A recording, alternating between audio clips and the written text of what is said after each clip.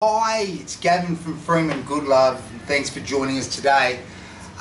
We were having a discussion the other night on what do you think the biggest problem in the world is today, and it was a really good, robust chat, and we come up with a few items. Obviously, if you talk and ask a question like that, and what's the news all the time, you're going to come up with a lot of different ideas and options as to what the worst things in the world are. But the one that we come up with, certainly if it's not at the top, it's going to be right near the top, is our inability as human beings to resolve conflict. And that not only applies to us at a macro level, international level, but also within households as well. Now, I have a couple of theories on this. One is I believe that we have an inability to resolve conflict because we don't have a common objective to actually have a conflict resolved at the end of it. I think sometimes what we do is we bite back, if you know what I mean. We stink back. Someone gets us.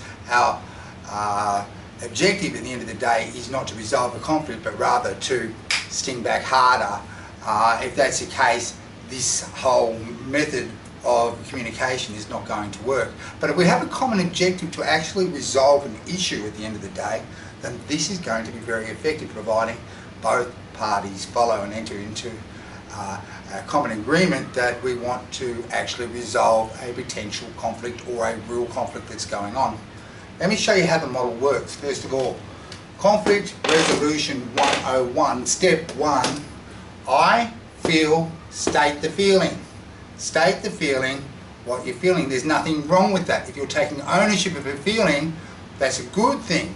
It's better than calling someone a noun, where you're passing the responsibility onto them by calling them a name. That's getting personal. This, when you're explaining how you feel, takes the personal out of it, which is the whole key to avoiding conflict in the first place. I feel, state the feeling, when you state the behaviour that is bringing about the undesirable feeling. Now, we'll give an example for this in a minute. Because state the undesirable consequence that is brought about by the behaviour. Then, I'd really like it if state the desired change in behaviour or the desired outcome that's required in order to be able to feel better about it. So we can move forward. State the desired outcome. Follow that template and it will come to one of two answers. Yes, I comply, or no, I don't. And if we don't, then it goes to another level, which is step 2 in the communication model.